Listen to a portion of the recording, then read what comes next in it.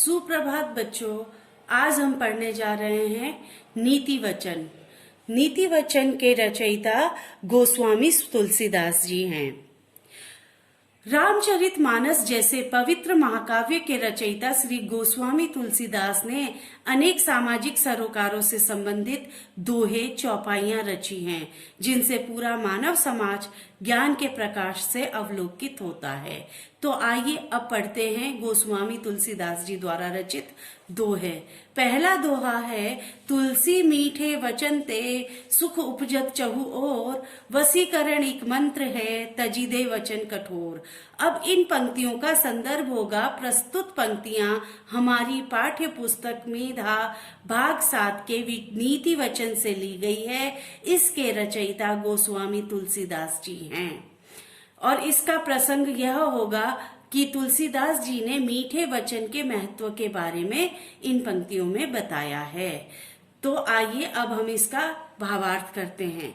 तुलसी मीठे वचन ते सुख उपजत चहु ओर, वसीकरण एक मंत्र है तजिदे वचन कठोर। तुलसीदास जी कहते हैं कि मीठे वचन चारों ओर सुख फैलाते हैं। मीठे वचन वशीकरण मंत्र के समान होते हैं, जिनसे किसी को भी वश में किया जा सकता है।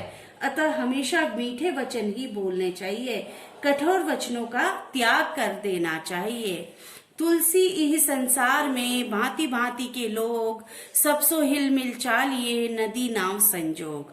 अब इन पंक्तियों का संदर्भ तो वही रहेगा, परंतु प्रसंग में ये बताया गया है कि हमें संसार में विभिन्न प्रकार के लोग होते हैं, उनके साथ सामंजस्य बनाकर चलना चाहिए।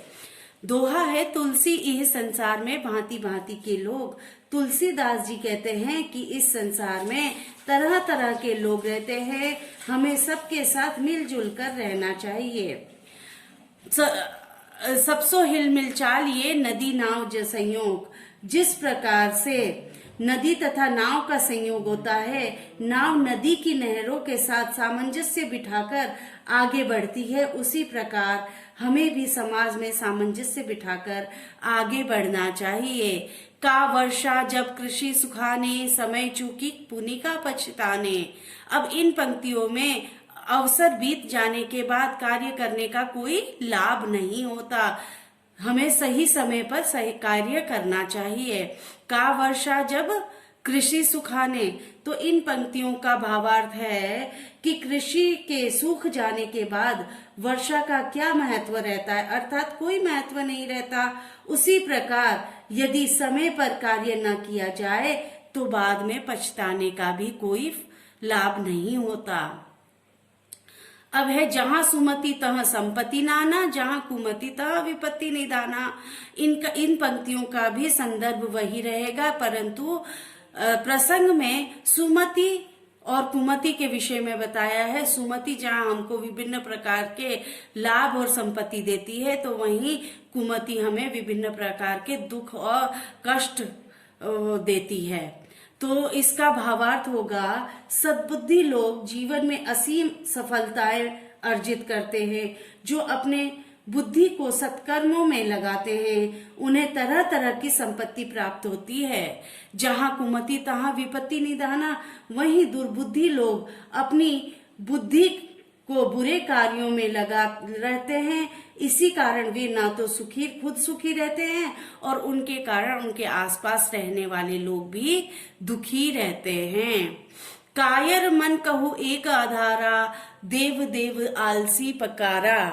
तो अब इन पंक्तियों में तुलसीदास जी ने कहा, जो आलसी व्यक्ति है उनका एक ही सहारा होता है कि वो कुछ नहीं करते, सिर्फ ईश्वर का नाम लेते रहते हैं। अब इसका भावार्थ होगा, कायर व्यक्ति में आत्मविश्वास तथा परिश्रम का अभाव होता है। सफलता प्राप्ति के लिए आत्मविश्वास तथा परिश्रम की आवश्यकता होती है। कायर लोग एक ही सहारा होता है कि वे आलस्य के कारण स्वयं तो परिश्रम करते नहीं, बात बात में ईश्वर को पुकारते रहते हैं। परहित सरिस धर्म नहीं भाई, पर पीड़ा सब नहीं अदबाई। अब इन पंक्तियों का संदर्भ तो वही रहेगा, परंतु प्रसंग यह होगा कि परहित यानी कि परोपकार के समान कोई धर्म नहीं है और दूसरों को दुख पहुंचाने के समान बुरा कार्य कोई नहीं है। इसका भावार्थ होगा कि दूसरों का भला करने के समान कोई धर्म नहीं है तथा दूसरों को पीड़ा पहुंचाने के समान कोई अधर्म नहीं है, अतः हमें सदा भलाई का ही कार्य करना चाहिए। आपू आपू कह सब भलो, अपने कह कोई कोई, तुलसी सब कह जो भलो, सुजन सराही या सोई। अपनी प्रशंसा तो सभी कोई करते हैं, लेकिन जो सज्जन पुरुष होते हैं वही दूसरों की प्रशंसा करते हैं। अब इसका भावार्थ होगा आपू आपू सब कह सब भलो, अपने कह कोई कोई। अपने लिए तो सभी भले होते हैं और सभी अपने लिए भलाई के कार्य करते हैं। कुछ लोग ऐसे भी होते हैं जो अपने साथ साथ अपने मित्रों एवं रिश्तेदारों के भले के लिए भी तत्पर रहते हैं। तुलसीदास जी कहते हैं कि इनमें भी श्रेष्ठ वे व्यक्ति हैं जो सभी की भलाई करते हैं तथा ऐसे ही व्यक्तियों की सज्जन पुरुष सराहना करते हैं। सचिव वैद्य गुरु तीन जो, प्रिय बोलहि भय आस, राज धर्म तन तीनी कर, होई बेगही नास। अब इन पंक्तियों का प्रसंग तो होगा कि सचिव वैद्य और गुरु भय और किसी लालच के कारण सच नहीं बोलते हैं, तो ऐसी स्थिति में राज धर्म और तन तीनों का नाश होना निश्चित है। इसका भावार्थ होगा सचिव वैद्य गुरु तीन जो, प्रिय बोलहि भय आस, राज धर्म तन तीनी कर, होई बेगही नास। मंत्री वैद्य और गुरु यदि ये तीनों भय लाभ अथवा लालच के कारण मीठा बोलते हैं अथवा हित की बात न बताकर चापलूसी करते हैं, तो ऐसी स्थिति में राज्य, शरीर और धर्म इन तीनों का नाश होने की में समय नहीं लगता। चरण चोच लोचन रंग्यो, चले मराली चाल, नीर क्षीर विवरण समय, बक उघरत ही काल। अब इन पंक्तियों में संदर्भ तो वही रहेगा, परंतु प्रसंग में तुलसीदास जी ने बनावटी लोगों के बारे में बताया है। चरण चोच लोचन रंग्यो, चले मराली चाल, यानी कि बगुला अपने चरण चोच और अपने आंखों को हंस की तरह रंग ले और हंस की तरह चाल भी चलने लगे, परंतु जिस समय नीर क्षीर विवरण समय, बग उघरत ही काल, परंतु जिस समय दूध और जल को अलग अलग करने का अवसर आता है उस समय उसकी पोल खुल जाती है। इसी प्रकार से बुरा मनुष्य यदि सज्जनों की तरह अपनी वेशभूषा, अपनी बोलचाल, अपनी चाल ढाल बना ले, परंतु समय आने पर उसकी वास्तविकता का पता चल ही जाता है। तो ये तो थे तुलसीदास जी द्वारा रचित दोहे, जिनका कि हमने अभी भावार्थ किया। आशा है आपको ये सारे भावार्थ समझ में आए होंगे। मौखिक प्रश्न, निम्नलिखित प्रश्नों के उत्तर एक वाक्य में दीजिए। वर्षा का महत्व कब होता है? वर्षा का महत्व तब होता है जब फसल पकने से पहले वर्षा का महत्व होता है। सज्जन किसका भला चाहते हैं? सज्जन सब लोगों का भला चाहते हैं। विपत्ति कहाँ वास करती है? विपत्ति हमेशा दुर्बुद्धि में वास करती है। कायर के मन में हमेशा क्या रहता है? कायर लोग उनमें आत्मविश्वास की कमी रहती है, इसीलिए उनके मन में हमेशा ईश्वर का नाम रहता है, जो कि वह उनकी सहायता करे। अब करते हैं हम लिखित प्रश्नों के उत्तर। पहला प्रश्न है, वशीकरण मंत्र से क्या संभव है? इसका उत्तर है, वशीकरण मंत्र की सहायता से किसी को भी वश में किया जा सकता है। वशीकरण मंत्र के द्वारा किसी भी व्यक्ति को वश में करके अपना मनचाहा कार्य करवाया जा सकता है। अब दूसरा प्रश्न है, कुमति और सुमति व्यक्ति के जीवन को कैसे प्रभावित करती है? इसका उत्तर है जहाँ सुमति नहीं होती वहाँ काम, क्रोध, मद, लोभ, मोह आदि का साम्राज्य होता है। सुमति के अभाव में मनुष्य ऐसे ऐसे काम कर डालता है जो उसके तथा समाज दोनों के लिए हानिकारक होते हैं। कुमति के कारण लोग परस्पर संघर्ष करते हैं तथा अपने आचरण से दूसरों को कष्ट पहुंचाते हैं। अब तीसरा प्रश्न है, आलसी व्यक्ति देव देव क्यों पुकारते हैं? आलसी व्यक्ति बिना परिश्रम किए सफलता प्राप्त करना चाहते हैं। वे चाहते हैं कि उन्हें बिना परिश्रम किए ही सब कुछ प्राप्त हो जाए। ऐसे लोग स्वयं तो कुछ करते नहीं और बात बात में ईश्वर को पुकारते हैं ताकि ईश्वर उनकी मदद कर दे। अब चौथा प्रश्न है, सबसे बड़ा धर्म कौन सा है? इसका उत्तर है, दूसरों का हित अर्थात भला करना सबसे बड़ा धर्म है। परोपकार से बढ़कर कोई कर्म नहीं है। परोपकार की भावना ही वास्तव में मनुष्य को मनुष्य बनाती है। विवेकशील मनुष्य वही है जो दूसरों का भला करते हैं तथा सबके कल्याण के विषय में सोचते हैं। दूसरों की भलाई से बढ़कर कोई धर्म नहीं है। अब पांचवा प्रश्न है, सचिव, वैद्य और गुरु यदि भय से प्रिय वाक्य बोलने लगे तब क्या होता है? इसका उत्तर है, सचिव, वैद्य और गुरु यदि भय के कारण प्रिय वाक्य बोलने लगते हैं तो राज्य, स्वास्थ्य तथा धर्म का धीरे धीरे विनाश हो जाता है, क्योंकि ये तीनों ही समाज के निर्माण में महत्वपूर्ण भूमिका निभाते हैं। यदि इन तीनों का व्यवहार स्वार्थ से परिपूर्ण अथवा समाज के हित में न हो तो लोगों का सामाजिक, शारीरिक और आध्यात्मिक जीवन प्रभावित होता है। अब नीचे लिखी पंक्तियों का भाव स्पष्ट कीजिए। परहित सरिस धर्म नहीं भाई, पर पीड़ा सम नहीं अधमाई। इन पंक्तियों में तुलसीदास जी कहते हैं, परहित सरिस धर्म नहीं भाई, दूसरों का उपकार करने के समान कोई धर्म नहीं है।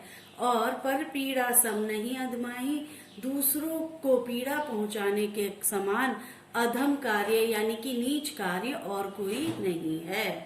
अब है विषय वस्तु बोध। नीचे दिए गए पद्यांश को ध्यान पूर्वक पढ़कर संबंधित प्रश्नों के उत्तर लिखिए। तुलसी इस संसार में भांति भांति के लोग, सबसे हिलमिल चालिए नदी नाव संजोग। तुलसीदास जी के अनुसार इस संसार में किस किस प्रकार के व्यक्ति रहते हैं? तुलसीदास जी के अनुसार इस संसार में भांति भांति प्रकार के व्यक्ति रहते हैं। सबके साथ मेल मिलाप से क्यों चलना चाहिए? इसका उत्तर है, यदि हम सबके साथ मेल मिलाप करके न रहे तो आपसी वैमनस्य बढ़ने की संभावना बनी रहती है। शुद्ध रूप लिखिए। इह का मतलब है इस, सबसो, सबसे। चालिए का मतलब है चलिए। अब है भाषा बोध। पहला है, दिए गए शब्दों का खड़ी बोली रूप लिखिए। उपजत का मतलब होता है पैदा होना। इह का मतलब है इस, संजोग, संयोग, वर्षा, पछिताने, पछताना, तहां, वहां, तीनी, उन, नाश, रंगियों, रंग कर। विवरण का मतलब होता है परीक्षा का समय। दोहों और चौपाइयों में तुकांत शब्द चुनकर लिखिए। और के बाद क्या है? चोर, लोग, शोग, अधारा, पुकारा, भाई, माई। अब नीचे लिखी पंक्तियों का भाव स्पष्ट कीजिए। परहित सरिस धर्म नहीं भाई, पर पीड़ा सम नहीं अधमाई। इन पंक्तियों में तुलसीदास जी कहते हैं, परहित सरिस धर्म नहीं भाई, दूसरों का उपकार करने के समान कोई धर्म नहीं है। और पर पीड़ा सम नहीं अधमाई, दूसरों को पीड़ा पहुंचाने के समान अधम कार्य यानी कि नीच कार्य और कोई नहीं है। अब है विषय वस्तु बोध। नीचे दिए गए पद्यांश को ध्यान पूर्वक पढ़कर संबंधित प्रश्नों के उत्तर लिखिए। तुलसी इस संसार में भांति भांति के लोग, सबसो हिलमिल चालिए नदी नाव संजोग। तुलसीदास जी के अनुसार इस संसार में किस किस प्रकार के व्यक्ति रहते हैं? तुलसीदास जी के अनुसार इस संसार में भांति भांति प्रकार के व्यक्ति रहते हैं। सबके मेल मिलाप से क्यों, सबके साथ मेल मिलाप से क्यों चलना चाहिए? इसका उत्तर है, यदि हम सबके साथ मेल मिलाप करके न रहे तो आपसी वैमनस्य बढ़ने की संभावना बनी रहती है। शुद्ध रूप लिखिए। यह का मतलब है इस, सबसो सबसे, चालिए, चालिए का मतलब है चलिए। अब है भाषा बोध। पहला है दिए गए शब्दों का खड़ी बोली रूप लिखिए। उपजत, उपजत का मतलब होता है पैदा होना। यह का मतलब है इस, संजोग संयोग, वर्षा वर्षा, पछिताने पछताना, तहां वहां, तीनी उन, नास नाश, रंगियों रंग कर, विवरण का मतलब होता है परीक्षा का समय। दोहों और चौपाइयों में तुकांत शब्द चुनकर लिखिए। सुखाने पछताने, नाना निधाना, आस नास, चाल काल। ता या इक प्रत्यय लगाकर नवीन शब्द बनाना है। ता देवता या देविक, संसार संसारिक, धर्म धार्मिक, कायर कायरता। अब उत्पत्ति अर्थात उद्गम, जन्म या स्रोत के आधार पर शब्दों के चार भेद होते हैं: तत्सम, तद्भव, देशज, विदेशज आदि।